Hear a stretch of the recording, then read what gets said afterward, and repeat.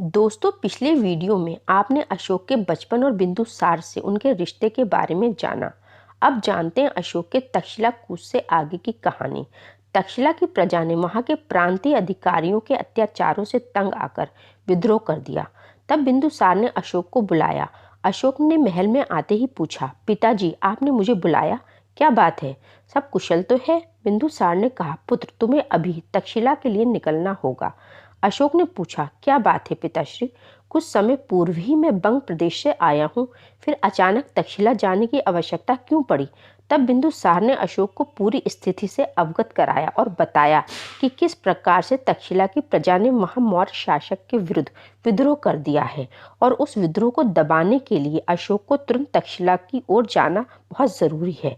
अशोक पिता की आज्ञा का पालन करने के लिए पूरी तरह से तैयार थे, लेकिन उनके मन में दुविधा थी कि जब भ्राता सुसीम तक्षशिला में कारभार संभाल रहे हैं तो फिर क्या उनका वहां जाना उचित रहेगा या नहीं। इस बारे में अशोक अपने पिता बिंदुसार के सामने अपनी बात रखते हैं तो वो उन्हें इस विषय में ना सोचकर तुरंत ही तक्षशिला की ओर निकलने का आदेश देते हैं और उसे विजय होने का आशीर्वाद। अपने पिता से विजय का आशीर्वाद लेकर अशोक तक्षशिला की ओर चलते हैं और जल्द ही वहां से सम्राट बिंदुसार को विद्रोह समाप्त होने और शांति की स्थापना होने का समाचार देते हैं। प्रभावशाली व्यक्तित्व के धनी सम्राट अशोक ने केवल वाणी के आधार पर तक्षशिला का विद्रोह शांत करवा दिया। बिंदुसार इस समाचार को सुनकर बहुत प्रसन्न हुए और उन्होंने अशोक को वहां का प्रशासक नियुक्त कर दिया ताकि वहां शांति बनी रहे। इस निर्णय से अशोक के बाकी सभी भाई दुखी हो गए और वहीं राज्य में उत्तराधिकारी के चुनाव को लेकर बातें भी शुरू हो गईं। बिंदुसार की 16 रानियां थीं और सभी रानियां अपने पुत्र को युवराज के रूप में देखना चाहती थीं।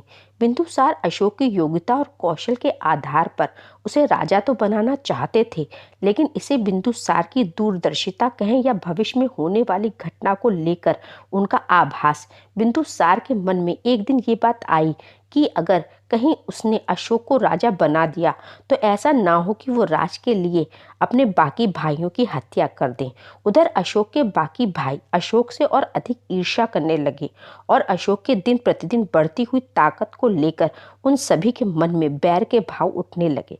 वो किसी भी स्थिति में अशोक को आगे बढ़ता हुआ या उसे मौर्य साम्राज्य का सम्राट बनते हुए नहीं देखना चाहते थे, लेकिन अशोक को ही तीसरा मौर्य सम्राट बनना था। तक्षशिला का विरोध शांत होने के बाद उज्जैनी से एक दूत ने आकर बिंदुसार को एक संदेश दिया, जिससे बिंदुसार चिंतित हो गए और उन्होंने तुरंत ही अशोक को बुलवा भेजा। अशोक तुरंत बिंदुसार से जाकर और बिना देर किए उनकी चिंता इस प्रकार शीघ्रता से अशोक को बुलाने का कारण पूछा था।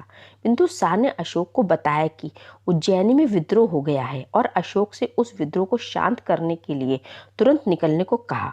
अशोक की उम्र उस समय लगभग 18 साल थी। हालांकि वो उज्जैनी जाने के इच्छुक नहीं थे, पर बिंदुसार ने उन्हें समझाते हुए कहा कि तक्षशिला का विरोध शांत करने के बाद अब अशोक ही ऐसे एकमात्र योद्धा हैं जो उज्जैनी प्रांत में भी शांति व्यवस्था बना सकते हैं। इसलिए बिंदुसार के कहने पर अशोक ने तुरंत प्रस्थान किया। अशोक की आगे की गाथा में क्या हुआ जानेंगे अगले वीडियो में। तब तक के लिए अलविदा दोस्तों।